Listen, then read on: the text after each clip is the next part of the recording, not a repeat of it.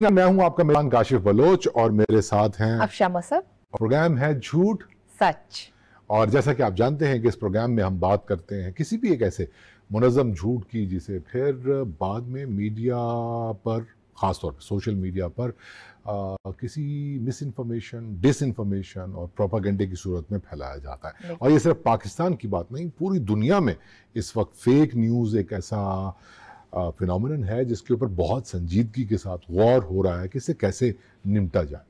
और एक झूठ वो होता है जो कॉमेडी के नाम पर बोला जाता है, मिजाह के नाम पर बोला जाता है। ये जो आपने बात कही ना, बिल्कुल मैं ये इसी तरफ आ रहा था कि झूठ की इतनी किस्में होती हैं, इतने तरीकों से उसको बोला जाता है कि बासुकात पता ही नहीं लगता है कि आप जाने अनजाने ऐसे किसी झूठ का शिकार हो सकते हैं। और ये जो आपने कहा ना, कॉमेडी का, मजाह का, इसके नाम पर कोई ऐसी बात करना जो हमारे समाज में पाए जाने वाले गैर जमहूरी रवैयों को असर्ट करे, जो प्रोपेगेंडा की सूरत इख्तियार कर जाए, बिल्कुल, और समाजी रवैयों और जो समाजी बुनत है उसके ऊपर अपनी पूरी अजारादारी बना ले, लेकिन कहा यह जाए कि ये कॉमेडी है और अरे ये तो हल्की फुल्की बात है, हंसें,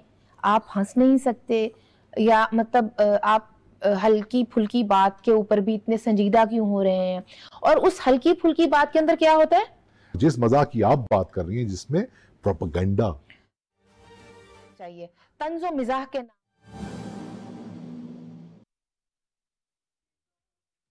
की जरूरत है कि अगर हम हंस रहे हैं किसी की बात पर, किसी की मिजरी पर तो नहीं हम हंस रहे, किसी के समाज में किसी पछड़े हुए तबके से ताल्लुक होने की बुनियाद पर तो नहीं हमें हंसाया जा रहा। नहीं, होने की बुनियाद पर कुछ झूठी बातें जो उनसे मंसूब कर दी गई हैं उस सेगमेंट ऑफ सोसाइटी से, कहीं आप उस झूठ ने जो आपकी मेंटल ट्रेनिंग की हुई है, आप इस वजह से तो नहीं हंस रहे। बिल्कुल। आपने कहा कि इस बुनियाद के ऊपर, तो काशिफ साहब कहीं ना कहीं हमारी मेंटल ट्रेनिंग हुई है, मेंटल कंडीशनिंग हुई है कि हमें हंसना कैसी बातों पर है, कैसी बातों पर आपने कह कहा लगाना है, कैसी बातों पर। अगर आप किसी के रंग के ऊपर ठट्ठा उड़ा रहे हैं, किसी के कद काट के ऊपर, किसी के बालों के ऊपर, और कुछ नहीं तो किसी के लिबास के हवाले से, चलें ये तो बातें हो गई, किसी की माजूरी के ऊपर, जिस्मानी कमजोरी के ऊपर आप बात कर रहे हैं किसी, और ये जो मैंने लिस्ट गिनवाई है ना, अगर इस सब को एक साइड पर रखकर अगर आप मुझसे पूछें तो आप किसी की सिंफ पर, एक शख्स, एक इंसान किसी जेंडर के साथ पैदा हुआ है, किसी सिंफ के साथ पैदा, आप उस बात का किस तरह से ठट्ठा उड़ाते हैं।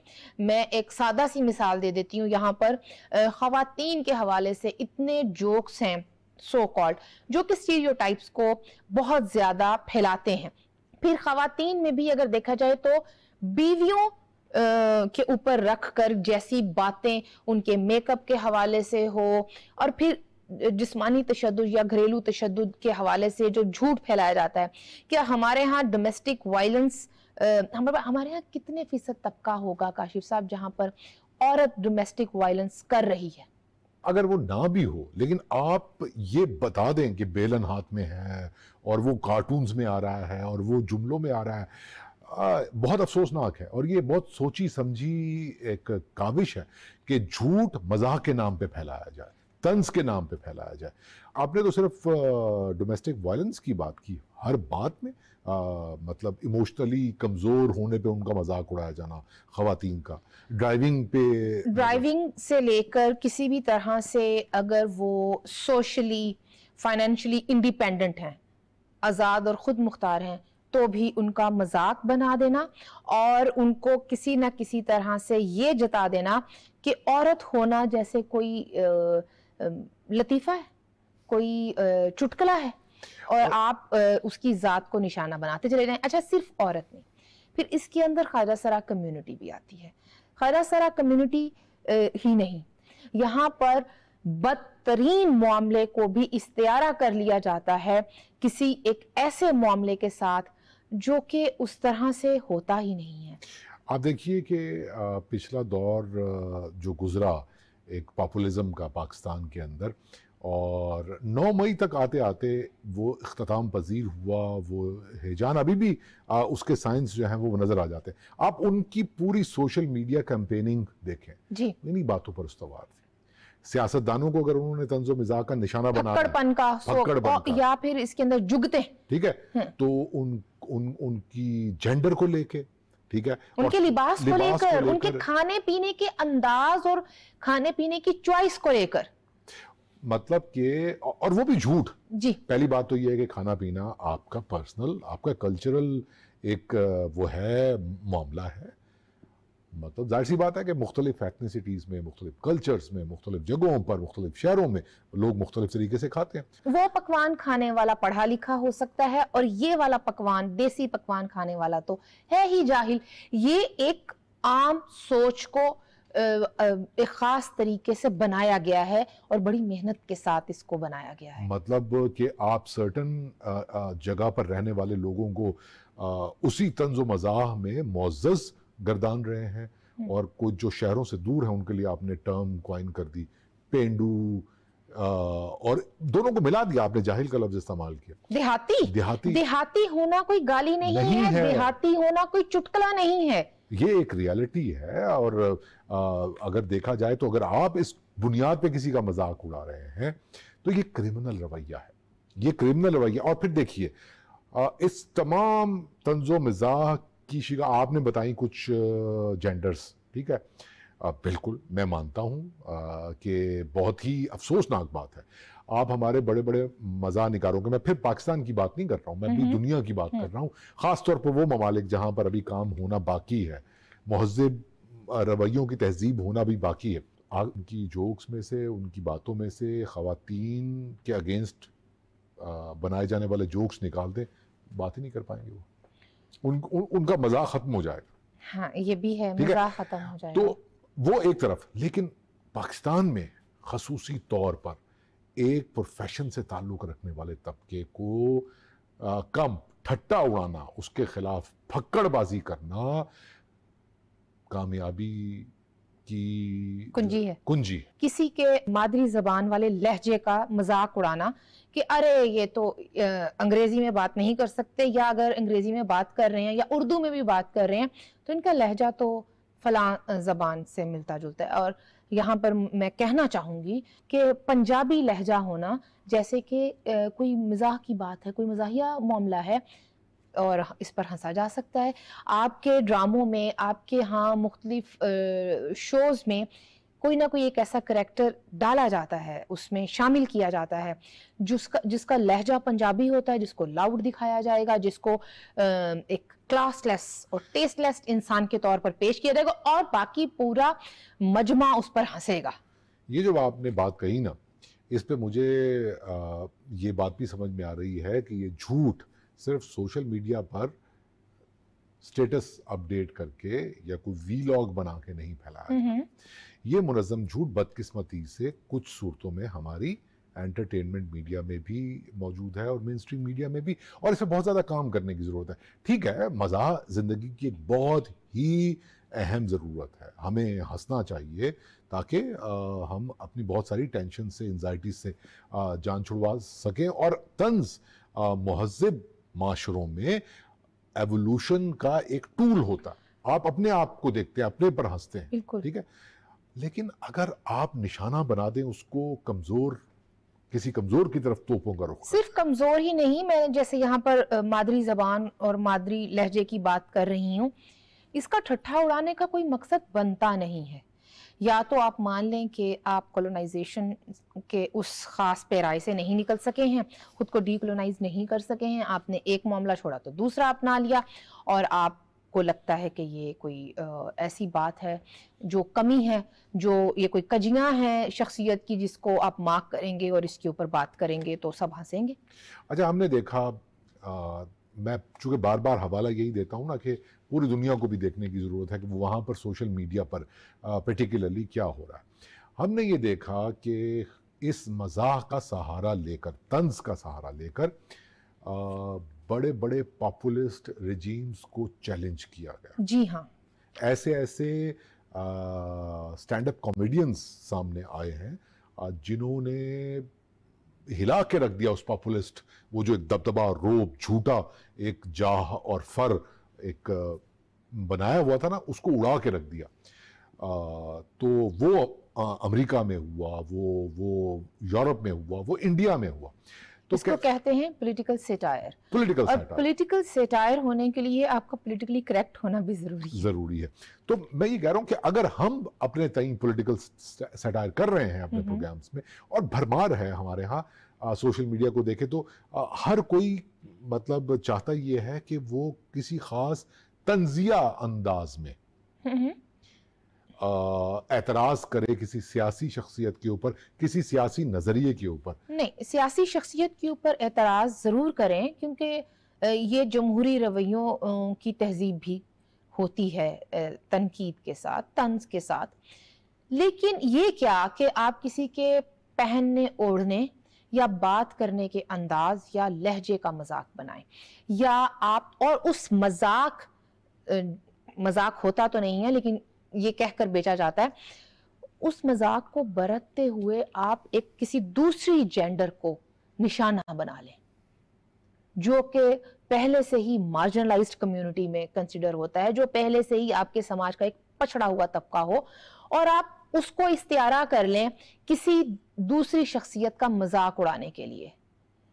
अब मुझे इस पे ना एक एग्जाम्पल मेरे जहन में आ गई। हम बात कर रहे हैं तंज की और मजाह की, और किस तरीके से वो एंटी पीपल हो सकता है। हमने तजर्बा किया, ऑफ लेट हम देख रहे हैं कि भरमार है, हर तरफ से हमें कोई ना कोई किसी न किसी मजाहिया या तंजिया प्रोग्राम्स हमें देखने को मिलते हैं सोशल मीडिया। जैसे ही हम वो करते हैं तो और ऐसी ऐसी बातें उसमें हो जाती हैं कि बाज़ों का समझ में नहीं आता कि ये रेशियल एग्रेशन 2023 में पाकिस्तान में हम दिखता है ना। हाँ, ये रेशियल एग्रेशन, ये जेंडर बेस्ड एग्रेशन, ये पॉलिटिक्स की, सियासतदानों की, जमहूरियत की तज़हीक क्यों? और इसके जरिए से उस झूठ को असर्ट किया जा रहा है कि सियासतदान अपना काम नहीं कर सकते, या जो जिन लोगों के पास कम रिसोर्सेज हैं वो डिजर्व करते हैं कि उनके पास रिसोर्सेज कम ही होने चाहिए। खुद को देखना, असल में बात यही है कि खुद को देखना और खुद को किसी कटहरे में लाकर खड़ा करना, असल तंज, असल मज़ाह ये होता है। आपका रुख, अगर आप ताकत के ऐवानों को, ताकतवर के मुनाफिकाना और डबल स्टैंडर्ड्स वाले रवैयों को एक्सपोज कर सकते हैं, या चैलेंज कर सकते हैं, या हाईलाइट कर सकते हैं। ये नहीं कि पहले से पछड़े हुए हैं और आपने उनके ऊपर 2-4 जुगतें और लगा दी, हंसे और बात कंप्लीट हो गई। मैं आपसे पूछना चाह रही थी कि कॉमेडी क्या होती है, लेकिन आपने मेरे इस सवाल से पहले ही इसका एक जवाब पूरा फराहम कर दिया। तो हम इस पर मजीद बात करेंगे एक एक्सपर्ट से, लेकिन इस ब्रेक के बाद। Welcome back. और ब्रेक पर जाने से पहले हम बात कर रहे थे कि हमारे यहाँ तंज़ो मज़ाह के नाम पर जो एक ख़ास किस्म का रेशियल एग्रेशन हो या वो कहीं ना कहीं सिनफी तासुब हो, उसको कैसे बेचा जाता है और उसको ख़रीदा क्यों जाता है, और वो डिसइंफॉर्मेशन कैसे होता है, वो डिसइंफॉर्मेशन में कैसे हिस्सा डालता है, और वो प्रोपेगेंडा कैसे बनता है। इस हवाले से बात करने के लिए हमने दावत दी है ताहिर इमरान मियाँ को। शुक्रिया ताहिर हमें ज्वाइन करने के लिए।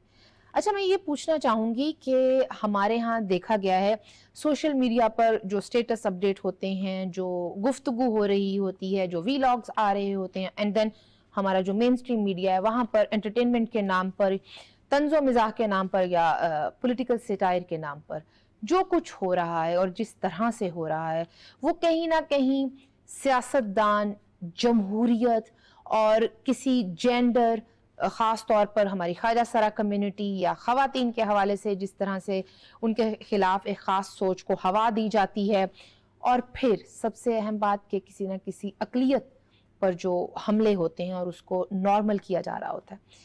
क्या ये तंज़ो मिज़ाह है और इससे कैसे बचा जा सकता है? देखें, ये एक बड़ा एक इम्पॉर्टेंट सवाल है। सोशल मीडिया ने ऐसे बहुत सारे लोगों को प्लेटफॉर्म प्रोवाइड किया है जो शायद टैलेंट नहीं रखते, जो शायद कोई ख़ास काबिलियत नहीं रखते, लेकिन उनके पास यानी एक चेहरा है या 4 फॉलोअर्स हैं, तो उसकी बुनियाद पे वो कर सकते हैं। तो पहले नंबर पे तो ये बहुत एक क्लैरिटी के साथ मैं कहना चाहता हूँ कि इस वक़्त जो सोशल मीडिया पे वायरलिटी और ये जो स्टैंड अप कॉमेडियंस और ये इस तरह की जो चीज़ें हैं, वो कॉमेडी नहीं है, वो मज़ाक नहीं है, वो बेसिकली फक्कड़पन है। अब हुआ ये कि जब ये सारा कुछ चल रहा था, तो पाकिस्तान टेलीविज़न की हद तक इन चीज़ों पे कुछ थोड़ा बहुत चेक्स एंड बैलेंसेस होते थे। एक दफ़ा मेरी अयूब खाबर साहब से बात हो रही तो कहते थे कि हम पे बड़ा फ़ोकस होता था कि हमने जो अमीर आदमी दिखाना है, उसका घर इतना अमीर नहीं होना चाहिए, जो उसके यानी कि इतना नहीं होना चाहिए कि वो बुनियादी नॉर्म्स को पुश करे। तो मैं ये समझता हूँ कि हमारे यहाँ एक तो मज़ाक का स्टैंडर्ड बहुत गिर गया हुआ है। अब देखें अमेरिका में डेली टाइम्स का आप देखें, अब डेली टाइम्स वाले भी कॉमेडी करते हैं। उन्होंने भी इमरान खान साहब की पैरोडी की थी, ट्रंप के हवाले से उन्होंने इसको कनेक्ट किया था और वो वायरल हुई थी। आप मुझे बताएं कि पाकिस्तान में कोई ऐसा क्लिप है जो आपको लगता है कि बहुत ज्यादा ऐसा कोई शख्स है जो करता होगा? ठीक है, मजाक करना दुरुस्त है, लेकिन खुन्नस निकालना और अपने सियासी जो बायस है उसकी बुनियाद पर आपने बुनियादी तौर पर एक, तो अगर आपका वो नजरियाती और वो जो बायस है वो आपके आर्ट के अंदर आ गया तो फिर वो आर्ट नहीं है, वो प्रोपेगेंडा है। बाज वन लाइनर्स, बाज चीजें बड़ी मजे की होती हैं, लेकिन मैं समझता हूं कि उस चीज को नॉर्मलाइज करना जो गलत रवैयों को तरवीज देता है, दैट इज रॉन्ग। इसीलिए मुझे जो भी कोई पठानों के ऊपर और सिखों के ऊपर लतीफा भिजवाता है, मैं ना सिर्फ उसको लतीफा वापस भिजवाता हूं बल्कि उसको एक अदद भाषण के साथ भिजवाता हूं कि भाई ये तुम नस्ल परस्ती कर रहे हो, ये तुम ट्रांसफोबिया कर रहे हो या जो भी कर रहे हो। तो मैं ये समझता हूँ कि इन चीज़ों को डिस्कस करना इम्पोर्टेंट है और इसके अंदर जो बारीक लाइन है वो निशानदेही करना इम्पोर्टेंट है। लेकिन हमारा जो कौमी मिजाज है वो इस किस्म का बन चुका हुआ है कि ये बहुत मुश्किल काम होगा। तो बुनियादी तौर पर डिमांड है, ये सब ऑन डिमांड है। जब तक ये डिमांड रहेगी तब तक ये काम चलता रहेगा।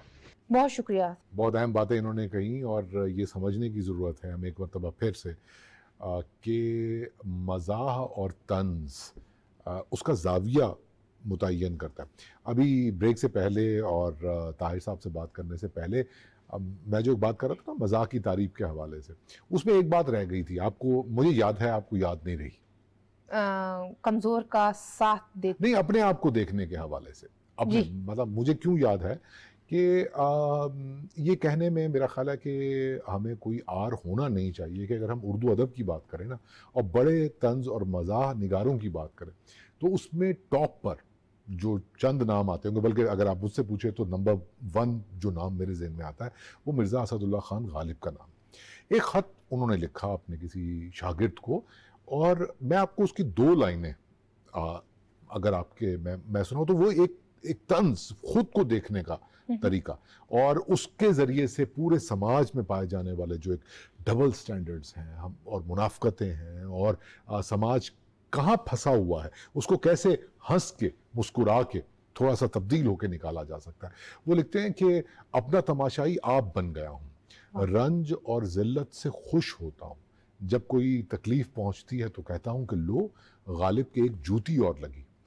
बड़ा इतराता था मैं बड़ा शायर, मैं बड़ा फारसी दान, आज दूर दूर तक मेरा जवाब नहीं, ले अब जवाब दे कर्जदारों को।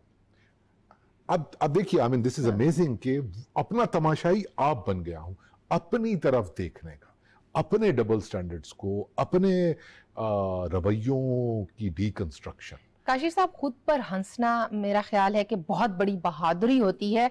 जब इंसान खुद पर हंसना सीख लेता है ना तो फिर ये तमाम मामलात खत्म हो सकते हैं कि वो फ्यूडल रवैये होते हैं ना कि आप बैठ गए हैं और वो एक हद तक के साथ मीर आलम और है ना एक हद तक के साथ वो बैठे हुए हैं और उनको बिठाने का स्टाइल भी आप देखें, आप बराजमान है किसी मतलब तख्त नुमा चीज पर और वो नीचे बैठ के और आप किस तरह से तशरीफ फरमा हैं, आपकी बॉडी लैंग्वेज क्या है और उनकी जुगतें अपने ही खिलाफ हैं, कास्ट पे बेस्ड, नस्ल पे बेस्ड।